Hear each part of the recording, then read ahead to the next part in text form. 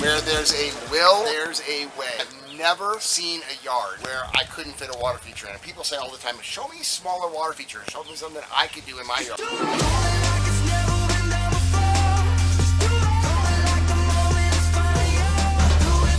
Welcome to living the Aquascape lifestyle.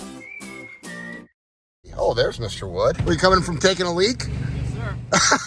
Nailed it. So this is a nice house. How long have you owned it? You know, it's still up in the air. That's a cool shirt. I love those shirts. Are those new? They are new. I like them. That's pretty good. So what part of Pittsburgh are we in? We are in Baden, Cranberry area, a little bit north of Pittsburgh. Oh, yeah. Okay. And you did this one, and then, wow, that's a really nice pond that's right at the entrance here of the house, huh? Yep. Very cool. So did you guys both work on this? Yeah.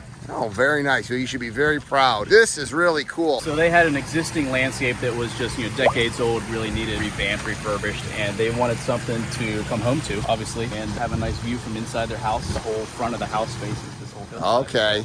Okay. So they wanted that wow factor for them and their guests showing up every day. Nice. And then, Kevin, you've done all the landscaping, the Japanese maples. And yeah, those were actually transplants. Some of the property was moved around and the rest was new installation. It's all about sightlines, like Tim was saying, from their kitchen, from their dining room, from the front office, from the front door. Both of these features hit those sightlines. So now, as a landscaper, have you subcontracted this man before, or is this the first project? This is the first project. Okay, and how did you, First of many, let's say. Okay, so how did you find Tim? Instagram. Okay, saw your Instagram stuff and thought... Social media work. Yeah, we connected through Instagram over the winter, right? Yeah. Last winter, yeah. Pretty cool. And the homeowners are thrilled, I'm guessing? Yes. Unfortunately, couldn't be here. They had to run to a meeting, but they are very, very happy. All right, so this has been running. This is the first season running then? Yes. Very good. Well, let's check this out.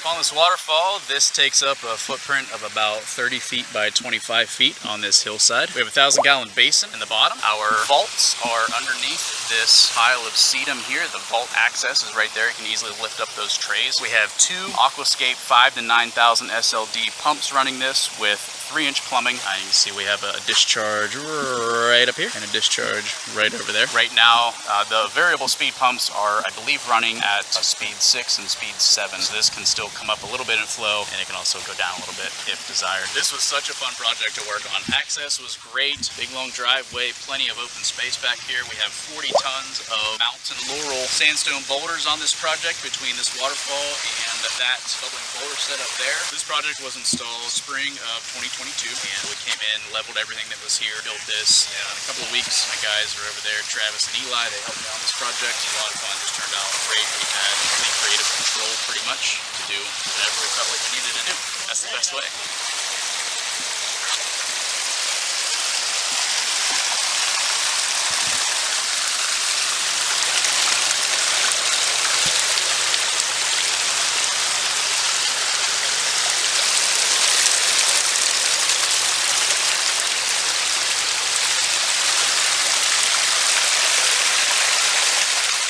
Bubbling boulder display in the center island here. We have a Aquascape 2,000 to 5,000 SLD pump powering these two boulders. Landscape, we got lights throughout. You can see the lights are actually on right now. We've got a bunch of lights up in the waterfall as well. Right there is the pump vault access for this feature. We love using sedum, dianthus, those sort of succulent ground cover type plants to hide the lids of those vaults and still make it easy to get into.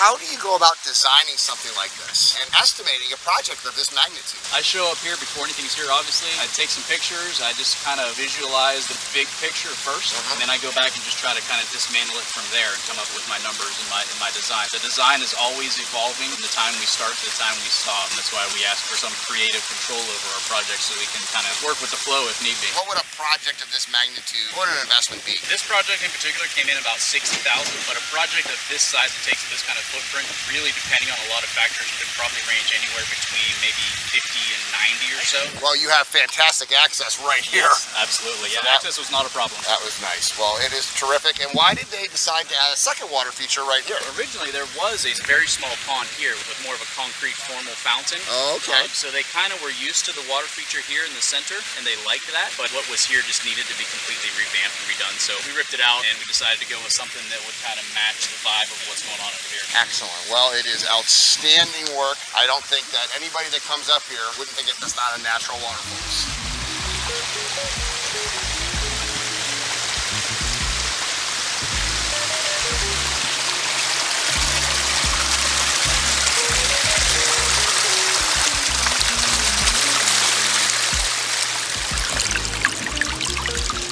Little small feature you put in here, Tim, huh? Yes, triple basalt columns. Okay, a long time ago, it's like 8 years? 8 years, yeah. Oh yeah, here we are, right here. Walking back to this house, beautiful. Probably just wanted birds, except for birds and everything. Very nice. Actually elevated, huh? You raised it. Yes, yeah. How you doing? Hey, I'm the pond guy, Greg. You're a pond guy, Greg. I am. Okay. And you are? Rick. Hi, Rick. Hi, Greg. I heard that this young man here put this water feature in for you 8 years ago. What? Just relaxes you. After a bad day or whatever, put patio. Oh yeah, you got a beautiful, nice patio over there. And you see the access here, we weren't getting the machine back here big enough to move those suckers, so we decided on something like this. We decided to elevate it a little bit so we could get some extra little waterfall action coming out the side. So it's on aqua blocks. Yes. The birds have to love this. I let cardinals. The female takes a bath first, then she gets dried off and flies off to a smaller area, waiting for her wings to dry. Chirping away, they're so happy. Yeah, very nice.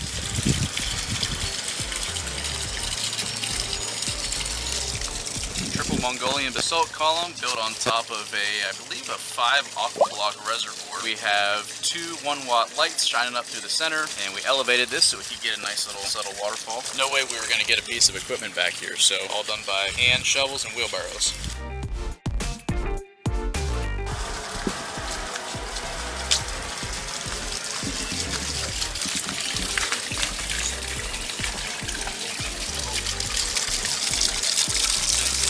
Another one of those small features that really fits in just about any yard. You can see this is not a huge space. It's a nice backyard. Just goes to show that the great big recreation ponds and the 20 by 30 ponds with all the koi fish and all that, that's great, that's amazing. But you do not need a huge space and a huge budget like that to live the Aquascape lifestyle. I like that it's raised off the ground a little bit. It's a little bit different than a typical pond. I think it just fits perfect in the backyard. I like the shape of the bespoke for the basalt column. Don't blend into anything else in here, so it kind of looks like stand out. What would you have done differently? Yeah, I don't know if I would have done anything different. There you go.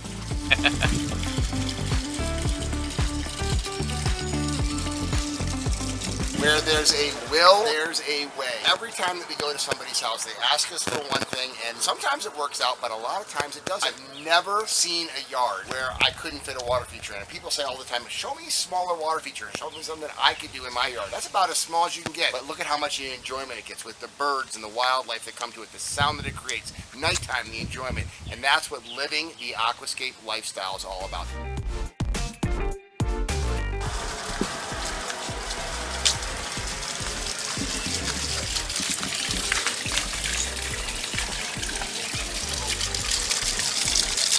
So this is the shot, and that's going to be a water feature out there, I'm guessing? This is going to be a big landscape tree shrub bed, actually. Okay, and there's your plant tables, and then there's the water feature. Yep, that's going to be Fountainscape? a rainwater exchange with Pondelss Waterfall and probably some sort of fountainscape and a patio. We're going to overtake all this area here. All right, this is how a contractor works. The next time you see this, there'll be a water feature there and a sign there. We got our big sign, very visible from the busy road there. However, we got busy during the season. We had some other jobs come in. We had to focus on that. And unfortunately, that looks exactly the same as it did when Greg was here 5-6 months ago. Greg, you're just gonna have to come back to Pittsburgh. Maybe this summer we'll have it done. This is actually a really cool idea. He has these elevated plant containers, and he actually lets people come and they just pay. It's the honor system. If they want to get whatever plants for their pond, they can just come here and pay them. Nice shop. Where's the eels? I want to see the eels. Oh, here in the back. This is our indoor one right here. Oh, okay. I thought he said he hadn't built any displays yet. This one's running. It's mostly done. And we have lumber going outside and then some more stuff in the back. Very nice. So this is what you work on a rainy day, huh? Yeah. Being built. Oh yeah, you got some big guys in there. Some nice fish too. Wow, okay. Little biofalls and these big fish in here. It's their home. Nice and neat shop. All right, so who's gonna get bit by the eel first? Oh yeah, some old filters. More koi back here. There in that one? There, yeah, but it's dirty. There's some eels in here, and we're gonna find them. Okay, you drained the water down. A lot of fish. You got an eel down there? Yep. So tell me about these freshwater eels. Freshwater eels live, they're Oh, there it is. in the Sargasso Sea. They are very slimy, Shocking. and they live their juvenile through adult life in freshwater. Man, you would think you were a rookie at this. Oh, you're trying to film too? Oh, now I see why you were doing it. And so they live their adult life in freshwater. They swim upstream and into ponds. Oh yeah. Oh yeah. Go ahead and try to grab them. Oh yeah. They're real slimy. Impossible.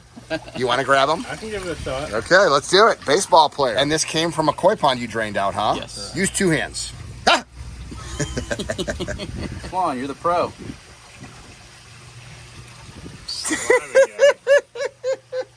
Look at that. So they can live in fresh and salt water, huh? Hey, let's let those fish go. Those poor fish.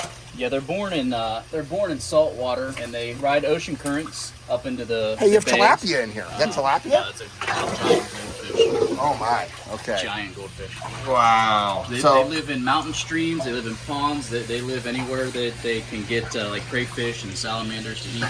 that is pretty cool. And it's the first time I've ever seen one in a koi pond. You just cleaned out a koi pond and there was a bunch of them in there? A bunch of them, yeah, which is very unusual. You can't, even through this net, I can't hold on to them. That is crazy. That is cool. There we go. Hey, you got them. Neat. That is a neat animal. Cool, man. Thanks. It's absolutely impossible to pick him up. Oh, 2 people? Oh, maybe. Oh, look at how cool that animal is.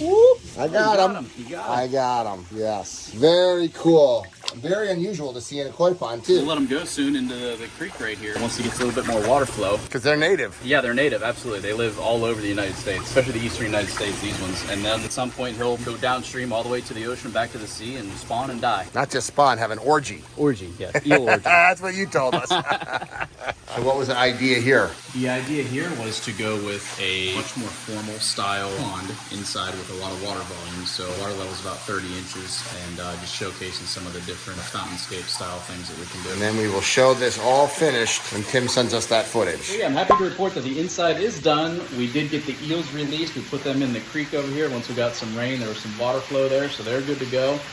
We got all the fish inside for the winter time. So we put an underwater camera in the pond there, and we have 24/7 access to see these fish underwater. So if you go to our website, aquaticedgeconsulting.com, and scroll down, and there it is, 24/7 live underwater cam of these koi. Each water feature is a unique work of art, one-of-a-kind custom creation. The process to build a water feature is the same, but every rock is different, every setting is different, every customer, how they landscape it is unique. If you're interested in creating your own one-of-a-kind work of art custom creation, check out the link below to find a certified Aquascape contractor like Tim Wood by you. I love my job.